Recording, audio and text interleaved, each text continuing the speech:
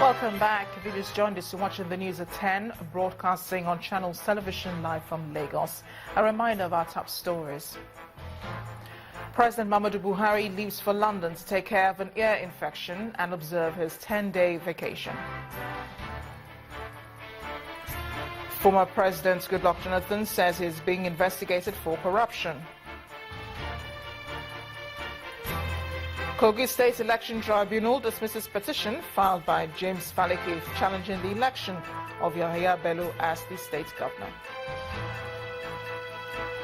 And at least 2 people die, 5 others injured after Kenyan police opened fire on opposition supporters in western city of Kisumu.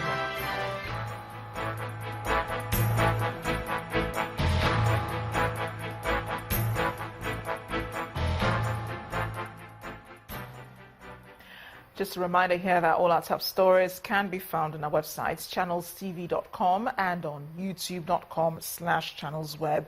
But do visit m.channelstv.com to view us live on your mobile device. You can also download the Channels TV app for Android, iOS and Windows phones from their respective stores.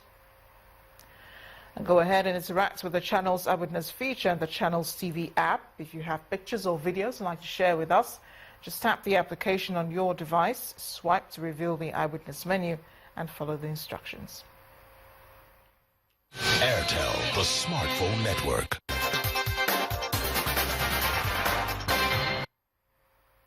Speaking of pictures, here are a few that you sent into our Eyewitness portal. We begin with this one. It's from Port Harcourt, the River State capital, showing an ongoing construction under a high-tension power line. Our Eyewitness reporters raising concern about the danger that this portends. Our next picture is from Ekiti State. It shows an uncompleted bridge, which our Eyewitness reporter alleges was abandoned. He's calling on the state government to take up the project. From Lekki area of Lagos State comes this picture of what is left of an alleged illegal demolition of an event center. Our witness reporter says the structure was demolished despite a court order against it.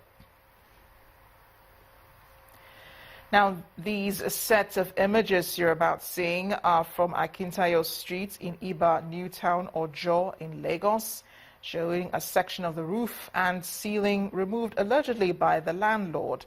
According to our eyewitness reporter, there is no court or police order to that effect. Ibadan is our final stop. We're seeing pictures from the Oyo State capital, showing pictures students protesting an alleged state government's plan to privatize secondary schools in the state.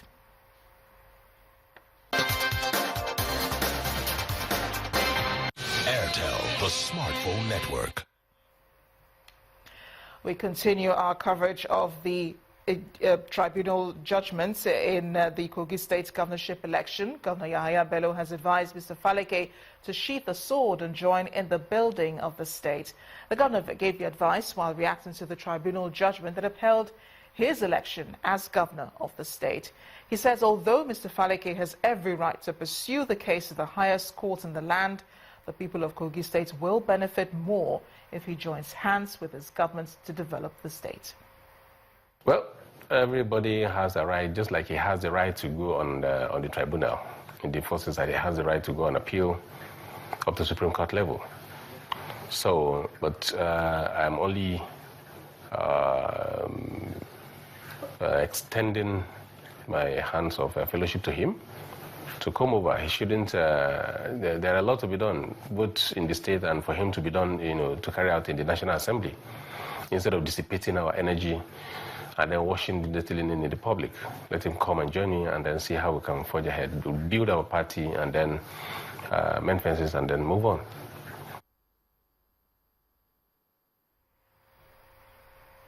The Imo State Governor, Rochas Okorocha, has commended the performance of his commissioners over the last 5 years of his administration. Mr. Okorocha made this known today as Imo State commissioners gave account of their stewardship. The governor's promising to do more to develop the state despite prevailing socio-economic challenges.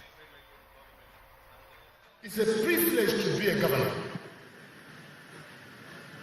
and a very unique opportunity in one's life. And no governor or any man in leadership should allow that opportunity to slip off his hand. Why should I be a governor and miss the opportunity of writing my name somewhere in the history of times? For me, I'm here for the glory of the job and not for the profit of the job. Because for me, honor is more than life, and glory more than wealth. For what shall it profit me if I have this opportunity of being a governor and I'm not able to change the lives of the people?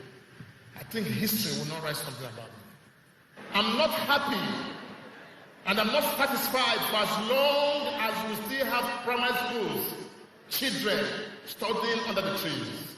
I'm not satisfied for as long as my secondary schools, some of them are still looking back.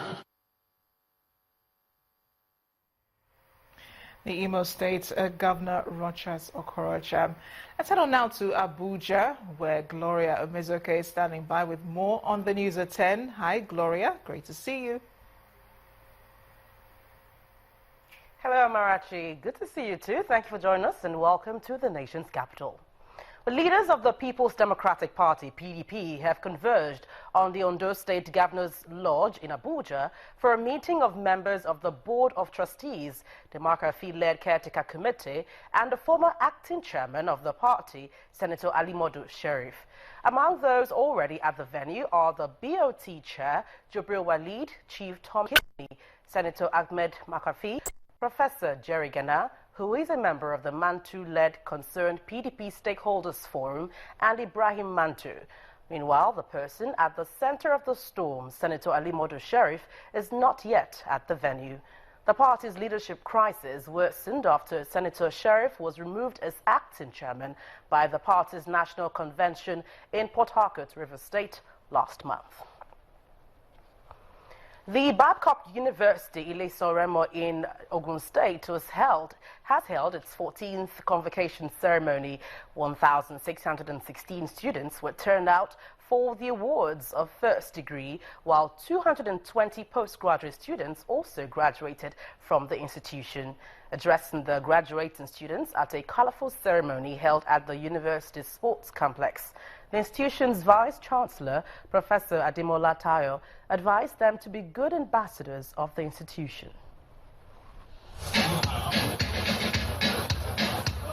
Procession by graduating students and members of academia of Babcock University in Ile-Ife, Ogun State signals the commencement of the 14th convocation and the 5th postgraduate convocation ceremonies.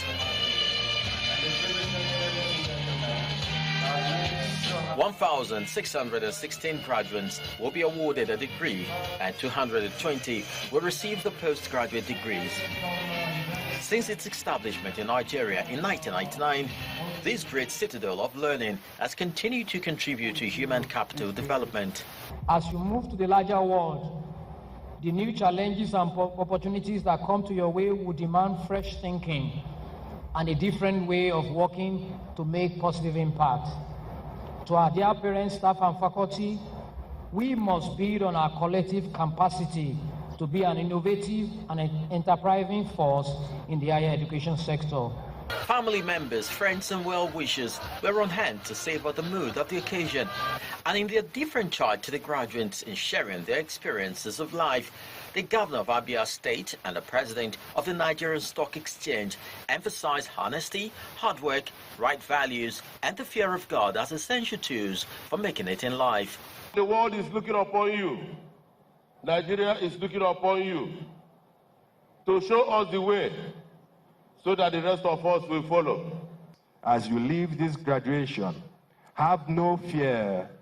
If you choose to pursue your entrepreneurial dream, remember to seize the day. This 21-year-old lady, Ian Comfort from Akwa Ibom State, is the overall best graduating student. A feat, she said, was through dedication and hard work. I think anything and everything is possible. You just have to put your heart to it and be able to invest your time wisely. While the university promises quality education at all times, the occasion also witnessed a award of prizes to outstanding students as rewards for their performance in various departments, faculties, and courses.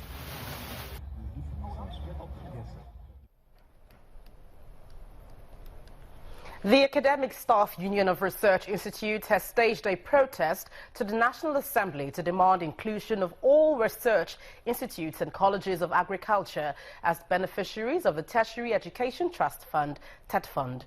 The protesters barricaded the entrance of the National Assembly, chanting solidarity songs, as security officials refused to allow them into the Assembly premises. This protest is coming as the House Committee on Tertiary Education opens a public hearing on the amendment of the Act that established TET Fund about 5 years ago.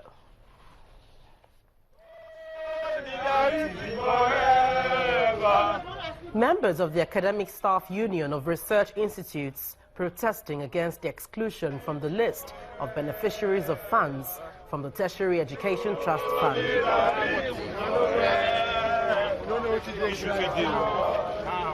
Their destination is the National Assembly, but they were not allowed into the premises by security officials at the entrance of the National Assembly. According to the protesters, they are demanding research institutions to be funded by TET Fund.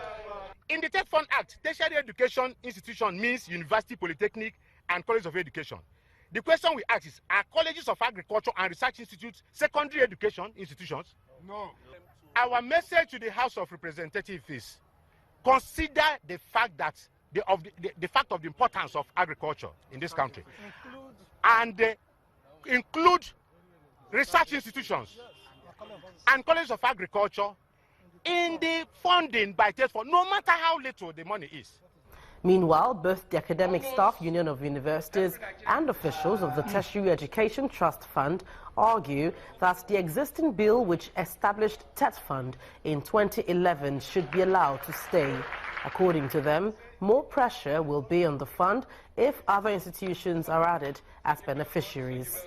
Once federal research institutes are included, states will create their own institutes simply in order to draw from the national cake. This will be in addition to 186 public universities, polytechnics, colleges of education that are currently supported. The funds for TET Fund will automatically thin out as they will be spread out over a large variety of institutions. Colleges of Agriculture are institutions under the supervision of the Federal Ministry of Agriculture and not under the Federal Ministry of Education.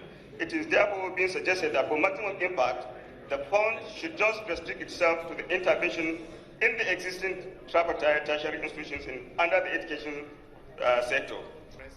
The House Committee on Tertiary Education is expected to take recommendations from this public hearing to the floor of the Green Chamber for further deliberations. But that's it from Abuja. It's back to you, Amarachi. Thanks a lot, Gloria. Welcome back to Lagos. Some environmentalists say they're concerned about the non-availability of policies in Nigeria to check illegal wildlife trade. At the Julius Berger Hall at the University of Lagos, speakers also said that over 8 million metric tons of plastics are emptied into the ocean, describing this as a danger to marine life. Our correspondent, Loretta Chogo, reports. There are alternatives. The hall is filled with students from the secondary and tertiary institutions and environmental activists. We are encouraging lots of. The gathering is just for one reason, to remind the people of the benefits of a protected environment. Elephants are one of the critical victims of wildlife trade. In the process of feeding, elephants often knock down some trees, they pull down some trees, feed on them, and this allows other plants to grow and establish. So if you have within a space of 2 years, 100,000 being killed, imagine what will happen in the next few years. We probably will not have elephants around anymore. You can see that about 8 million metric tons of plastics are emptied into the ocean. For plastic waste, it takes about 450 years to decompose. The greatest threat to our planet is the belief that someone else will save it. The unveiling of the East Code by SETPOM signals the beginning of environment education for the young world. Aside from the mud talks in the hall, officials of SETPOM, the advocates for the protection of the environment, believe that Nigeria can gain more from protecting its environment if government pays more attention to it, now that the country has lost its grip on oil money, especially with the slump in oil price globally. People are now saying that Nigeria is really the destination when it comes to even ecotourism and the rest of it, particularly because of these monkey drifts that we have here only in Nigeria. A lot of poaching is going on. They are killing these animals, even though they are within a protected area. But the government needs to do a lot. The United Nations Environmental Programme says currently the rate of environmental crime is put at 26%. which stands at $91 to $258 billion. According to UNEP, weak laws and poorly funded security forces are enabling international criminal networks and armed rebels to profit from a trade that is fueling conflicts, devastating ecosystems, and is threatening species with extinction.